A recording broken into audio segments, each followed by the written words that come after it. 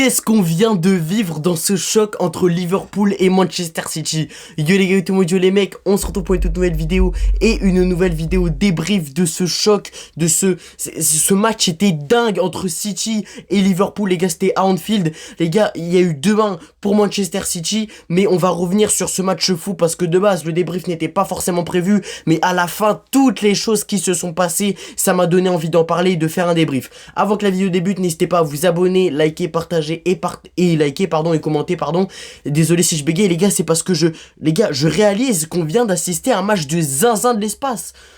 Les mecs, on a eu un match de zinzin de l'espace, 2-1 pour Manchester City avec un carton rouge pour Liverpool, mais c'était fou. Les gars, c'est un hold-up. C'est très clairement un hold-up que les gars, Manchester City a gagné ce match, c'est un hold-up. C'est un hold-up parce que si on regarde la première mi-temps, elle est 100% en faveur de City. City qui a toutes les occasions, ils ont les meilleures occasions. Techniquement, ils sont meilleurs. En première mi-temps, franchement, ils sont meilleurs que Liverpool. Ils sont plus dans la moitié terrain de Liverpool, etc. Ils écrasent Liverpool, sauf qu'ils n'arrivent pas à marquer. Ils n'ont pas réussi à marquer. Et là, si j'ai les statistiques de la première mi-temps pour Manchester City, c'est combien de frappes? C'est 1,17% de buts attendus. 1,17 XG attendus et 10 tirs, 3 cadrés seulement. C'est là où on voit que Liverpool avait que 3 tirs seulement. Ils avaient que 3 tirs seulement. Donc en première mi-temps, Liverpool était totalement dans le mal et Manchester City aurait mérité de marquer. On va pas se mentir, City était meilleur et ils auraient mérité de marquer. 10 tirs, 3 cadrés, mais 0 but. 0 but, ce qui a fait mal à Manchester City. Parce qu'on a l'habitude avec Manchester City, c'est qu'ils jouent une mi-temps sur deux. Et généralement, ils jouent très bien la première mi-temps. Ils nous habituent à un style de jeu exceptionnel. Sauf qu'en seconde période, tout s'écroule. Tout s'écroule. Et là, on l'a vu. Mais ils ont su se relever et gagner ce match de zinzin de l'espace, les gars. Non, mais ce match, c'était n'importe quoi. Parce que là, il y a Liverpool en deuxième mi-temps qui ouvre le score grâce à Szoboszlai tard, hein. Ils ouvrent le score à la 74e minute de jeu, c'est tard, avec un coup franc exceptionnel qui sort de je ne sais où. J'ai même sur Snap, les gars, venez sur Snap, on vit tous les matchs sur Snap pratiquement, mais j'étais sur Snap et je n'ai pas compris. Le coup franc était exceptionnel. Poteau rentrant, Donnarumma, ça aussi faudrait en parler, mais il ne peut rien faire. Il est resté appuyé comme ça, il ne pouvait rien faire. Ça fait poteau rentrant. Non, franchement, c'était magnifique, il n'y avait rien à dire. Il n'y avait rien à dire. Liverpool mérite très clairement d'ouvrir le score parce qu'en seconde période, ils sont meilleurs. Ils ont mis un rythme de jeu beaucoup plus constant, ils ont été beaucoup plus constants. Techniquement, c'était mieux. Offensivement, c'était mieux, même si on n'a pas énormément vu Hugo Ekitike, mais ils étaient mieux. Ils avaient mis leurs pattes dans le jeu, ils avaient mis leur empreinte dans le jeu, etc. Ils étaient plus dans la moitié terrain de Manchester City, donc ils ont mérité d'ouvrir le score. Ils ont très clairement mérité d'ouvrir le score. Juste avant le coup franc de Szoboszlai, il y a un coup franc de Mohamed Salah qui s'envoie je ne sais où, et du coup après on voit que Szoboszlai il s'en veut parce qu'il avait pas tiré le coup franc de Mohamed Salah. Derrière il prend un coup franc qui est très loin, hein, on va pas se mentir, vers les 40 mètres je pense. Il lâche une frappe de zinzin de l'espace, encore une fois, troisième fois que j'utilise cette expression, mais la frappe très clairement, il y a rien à dire d'autre que c'est une frappe de zinzin de l'espace. Après elle finit au fond des filets, poteau rentrant. Donc il y a ce premier but là, c'est à dire que c'est un moment fort parce que Manchester City est mené. Manchester City était obligé de gagner pour croire peut-être à la victoire finale de cette première ligue, sachant que Arsenal est premier. Maintenant ils sont leaders, Arsenal, avec 6 points d'avance sur Manchester City. Bon, en vrai de vrai on va pas se mentir, c'est beaucoup, mais voilà.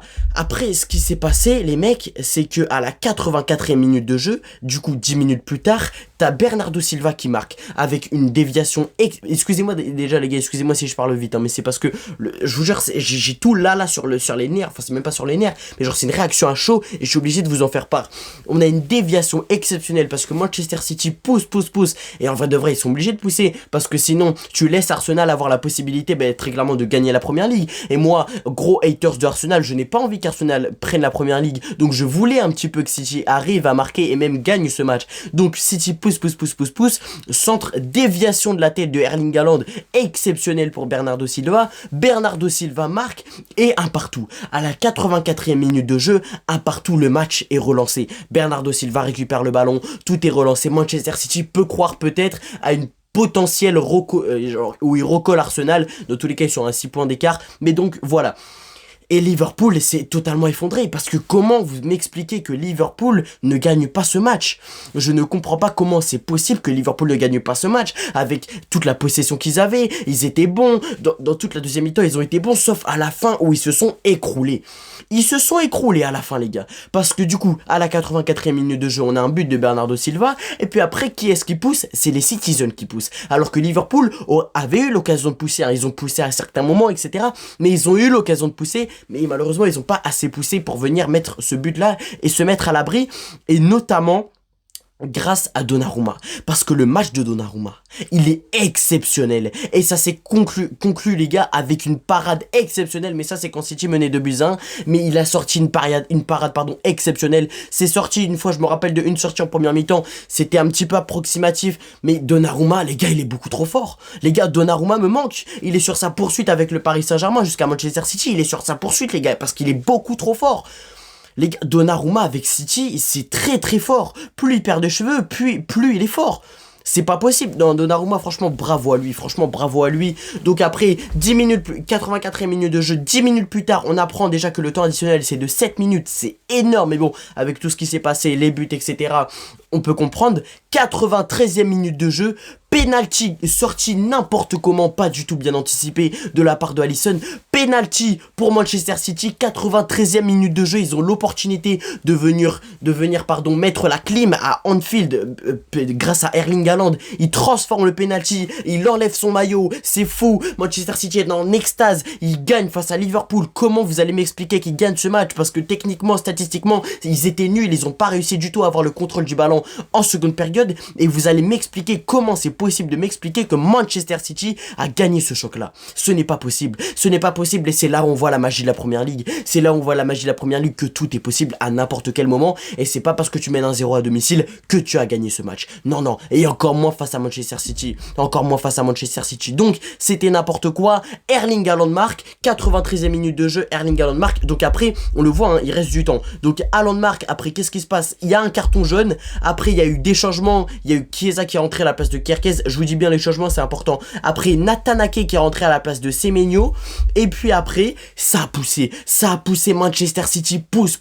Ils y arrivent pas. Ils poussent. Un moment, McAllister frappe de barbare d'élite. Arrêt de barbare d'élite de Donnarumma. Et c'est comme sur la miniature, les gars. C'est Pep Guardiola qui est comme ça. C'est parce que Donnarumma a sorti une parade exceptionnelle qui va peut-être, encore une fois entre grosses guillemets, ramener le titre à Manchester City. Parce que la parade que Donnarumma sort, waouh! Franchement, j'ai été choqué. Franchement, j'étais choqué. Donc, Manchester City peut dire un énorme merci à Donnarumma. Parce que sinon, sans Donnarumma, il y aurait eu 2 partout. Il y aurait eu 2 partout. On aurait encore plus une fin de match exceptionnelle. Donnarumma qui sort un arrêt de barbare d'élite. De fou. Corner. Après, derrière, ça joue, etc. Derrière, ça part. Cherki récupère le ballon. Parce que Alisson était monté. Cherki qui frappe. Et puis après, t'as une bagarre très clairement de maillot. Entre Szoboszlai qui tire le maillot de Haaland. Haaland qui tire le maillot de Szoboszlai. Après, les deux se jettent dans les cages. Et c'est Cherki qui marque au milieu de terrain, il fait une passe, hein, pas du tout très forte, et puis derrière ça marque, et puis après Cherki qui célèbre, parce que Manchester City croit avoir gagné ce match-là, 3-1, sauf qu'après, il se passe n'importe quoi, l'arbitre qui va voir la VAR, les mecs c'est scandaleux, vraiment c'était n'importe quoi, mais c'était le divertissement pur, en tant que supporter du Paris Saint-Germain, je me suis régalé. Après l'arbitre va voir la VAR, il annule le but de Ryan Cherki, c'est dommage, et il met carton rouge à Szoboszlai qui aura mis un coup franc exceptionnel auparavant, il met carton rouge derrière, coup franc pour Manchester City, Cherki tire, ça s'envole au-dessus, et puis après Alisson dégage et c'est terminé. Mais les gars, le match était exceptionnel. Les gars, là, il faut qu'on se calme, à tête posée, il faut qu'on analyse ça, mais c'était exceptionnel. Là, Manchester City a gagné ce match-là. Comment c'est possible que Manchester City a gagné ce match-là? Là, tout est relancé, enfin tout est relancé, j'abuse, mais c'est relancé. La saison, entre guillemets, est relancée. Si Manchester City n'avait pas de choc le match dernier en faisant 1 partout, il serait peut-être à 3 points de Arsenal seulement. Sauf que là, ils sont à 6 points. Là, les prochains matchs de Manchester City, il va falloir les gagner. Sauf qu'il faut que Manchester City gagne et que Arsenal choque. Et ça, à mon avis, ça m'étonnerait. Mais bon, on a l'habitude que Arsenal choque. Hein. Il reste Fulham et Newcastle. Sur ces 2 matchs-là, ils peuvent prendre 6 points. Mais il faut que Arsenal derrière perde. Donc franchement, les gars, c'était exceptionnel. C'était magnifique. Le divertissement était à son paroxysme. Avec Paul Choucriel en plus qui nous commentait ça. Les mecs, c'était vraiment exceptionnel. Ce match-là restera gravé dans l'histoire de la Première Ligue peut-être à la fin de la saison. C'est la fin de la vidéo, j'espère que vous avez kiffé. N'hésitez pas à me dire ce que vous avez pensé de ce débrief en commentaire et à me dire ce que vous avez pensé du match surtout en commentaire. On se retrouve pour le débrief de Paris Saint-Germain OM tout à l'heure. À très vite. Bye bye.